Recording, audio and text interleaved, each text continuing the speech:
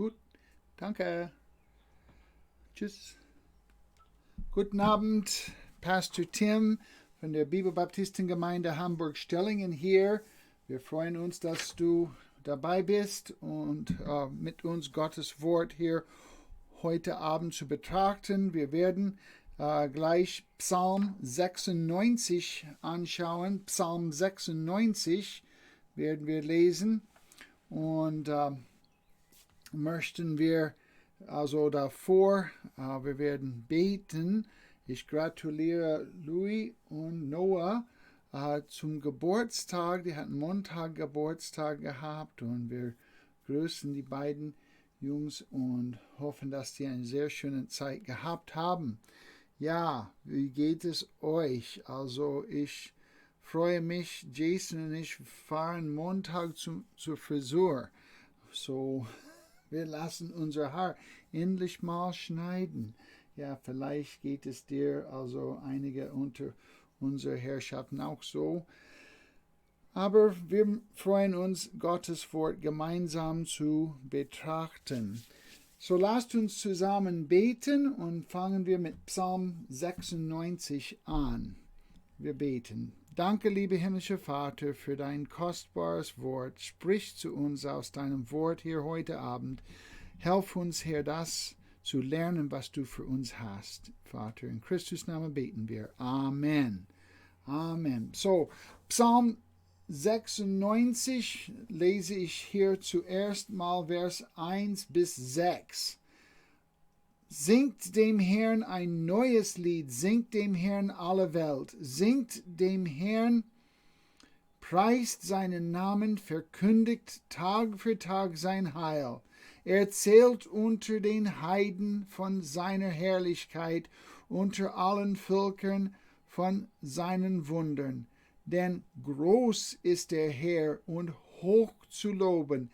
Er ist furchtbar über alle Götter, denn alle Götter der Völker sind nichtige Götzen.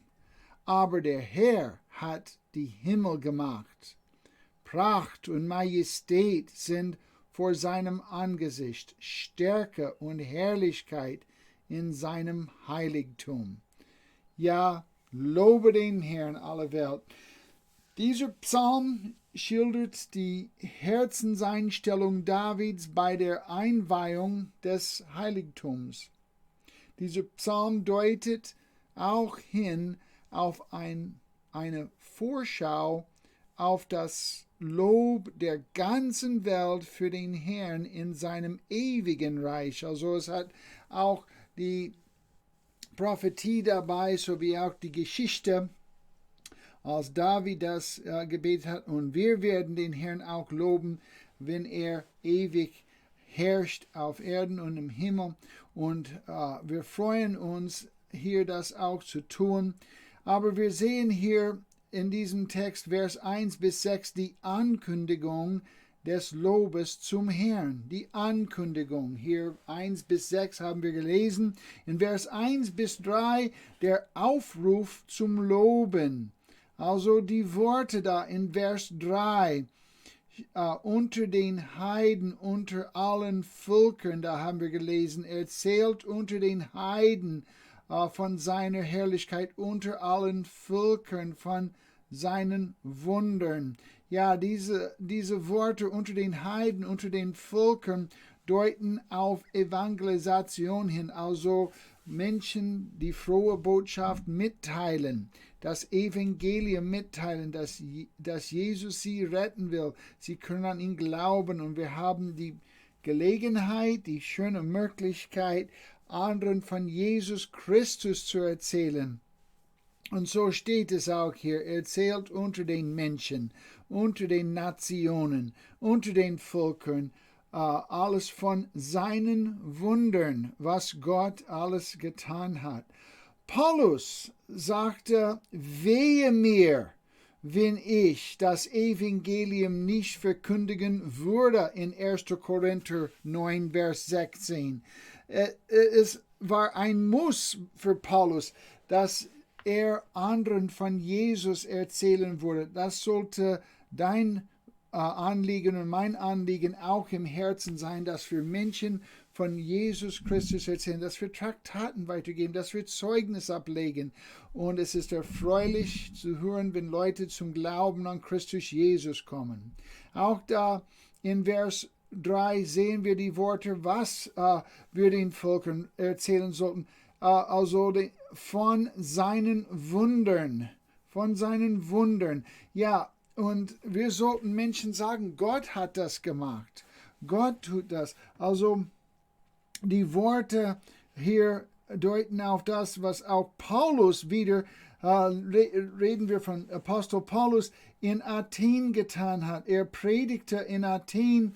Und wie fing er mit seiner Predigt da in Athen an? In Apostelgeschichte 17,24. So fing Paulus mit seiner Predigt dort an, unter den Völkern, also unter den Nichtjuden dazu Athen. Er sagte in Apostelgeschichte 17,24, die Predigt fing so an: Der Gott, der die Welt gemacht hat und alles, was darin ist, er, der Herr des Himmels und der Erde ist. Also es war kein Argument, es war kein also wenn oder aber, es war einfach so gelehrt, das ist er. Der Gott, den wir dienen, unser lieber himmlischer Vater, Sohn, Heiliger Geist, der dreieinige wahre Jehova Gott, ist der Himmel und Erde gemacht hat und herrscht über Himmel und Erde. Er ist der Herr des Himmels und der Erde. Und so war sein Predigt. Und so sollten wir das auch Menschen einfach sagen. Die Bibel ist ein Geschichtsbuch, also so viel Prophetie. Wir hatten erwähnt hier ich glaube letztes Mal, dass die Bibel 28% Prophezeiungen sind, aber die meisten von den Prophezeiungen sind schon erfüllt worden in der Person Jesu Christi, als er erst kam. Mehr werden erfüllt, wenn er wiederkommt. Aber also die Bibel ist auch Geschichte und Gott sagt uns genau, wie er Himmel und Erde geschaffen hat und es gehört alles ihm. Ja, der Aufruf zum Loben hier in Vers 1 bis 3. Die Ankündigung des Lobes zum Herrn, Vers 1 bis 6 und hier in Vers 1 bis 3 der Aufruf zum Loben. Und in Vers 4 bis 6 haben wir die Hörer des Lobes. Da steht es da in Vers 4, denn groß ist der Herr und hoch zu loben, er ist furchtbar über alle Götter. Also die Worte über alle Götter in Vers 4 streiten eigentlich die Existenz anderer Götter ab. In Vers 5 lesen wir, denn alle Götter der Völker sind nichtige Götzen, aber der Herr hat die Himmel gemacht. Also da in Vers 5 betont wieder, dass Gott allein ist und der Schöpfer, der Geber und Erhalter alles Lebens, der alleinige Schöpfer der Universum. Und so sollten wir das auch Menschen klar machen. Die Evolutionslehre ist falsch. Und das haben wir Menschen auch mitzuteilen. Wenn sie sagen, es gibt keinen Gott, es ist alles durch Urknall entstanden, es ist alles also von nichts einfach so entstanden ohne Gott, das stimmt nicht. Gott hat uns in seinem ewigen, wahren Wort gesagt, er habe die Welt in 6 Tagen geschaffen. Und genau wie es da steht. Ja, in Vers 1 bis 6 haben wir die Ankündigung des Lobes zum Herrn, Aufruf zum Loben und auch die Höhe des Lobes da in diesen Versen. Und in Vers 7 bis 13 ist der Aufruf zur Anbetung des Herrn. Er hat alles gemacht. Er ist Herr Himmel und Erde, lesen wir in Vers 1 bis 6. Und jetzt Vers 7 bis 13, es ist ein Aufruf deshalb, ihn anzubeten. Vers 7, bringt dar dem Herrn, ihr Völkerstämme, bringt dar dem Herrn Ehre und Lob, bringt dar dem Herrn die Ehre seines Namens, bringt Gaben dar und gebt geht ein zu seinen Vorhöfen, betet den Herrn an in heiligem Schmuck. Bebt vor ihm alle Welt, sagt unter den Heiden, der Herr regiert als König. Darum steht auch der Erdkreis fest und wankt nicht. Wird die Völker gerecht richten. Es freue sich der Himmel und die Erde, frohlocke, es brause das Meer und was es erfüllt. Es jauchze das Feld und alles, was darauf ist. Dann sollen alle Bäume des Waldes jubeln vor dem Herrn, denn er kommt, um die Erde zu richten. Er wird den Erdkreis richten mit Gerechtigkeit und die Völker in seiner Treue. Ja, hier in Vers 7 bis 10, also die Nichtjuden sollen den Herrn anbeten. Das wird zustande auch kommen. In Philipper 2, Vers 10 und 11 lesen wir, damit in dem Namen Jesu sich alle Knie der beugen, die im Himmel und auf Erden und unter der Erde sind, und alle Zungen bekennen, dass Jesus Christus der Herr ist, zur Ehre Gottes des Vaters. Das wird geschehen. Jede Knie wird sich beugen, jede Zunge wird bekennen, dass Jesus Christus, Herr ist, zur Ehre des Vaters. Das ist Gottes souveräne, vollkommene Wille, das wird geschehen. Und dann in Vers 11 bis 13 die Personifizierung der Natur in der Anbetung des Herrn. Was steht da?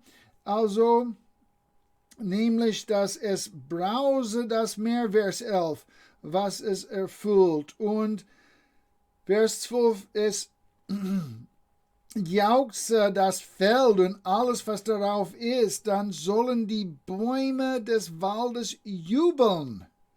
Ja, also ganz, ganz interessant, dass auch hier Pflanzen und andere Geschöpfe also jubeln werden in Anbetung.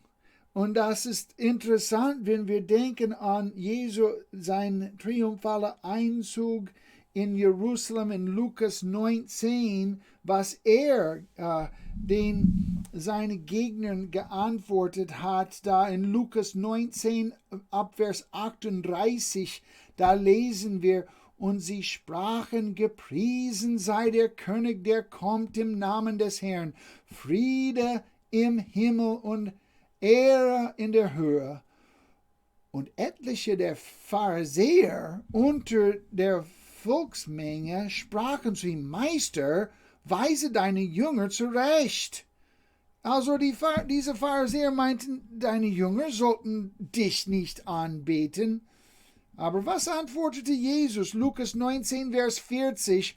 Und Jesus, antwortete und sprach zu ihnen, ich sage euch, wenn diese schweigen sollten, dann würden die Steine schreien. Die Steine würden ihn anbeten. Die Welt gehört dem Herrn und die Welt frohlockt über sein Kommen und betet gemeinsam den Schöpfer Himmel und Erde an. So sollen wir ihn auch loben und preisen. So sollen wir Menschen darauf hinweisen, zu Jesus zu kommen und dem alleinigen wahren Gott, der Vater, Sohn und Heiligen Geist anzubeten. Und das sollst du und ich machen. Ja, freue dich im Herrn und wandel in frohen Mut mit ihm und erzähle weiter über all sein Tun. Ja, ich hoffe, dass das dir eine Hilfe, ein Segen ist. Psalm 96. Verbringe Zeit im Wort Gottes. Gott will dich dafür belohnen. Einen schönen Abend noch, eine schöne Woche noch, dem Herrn befohlen.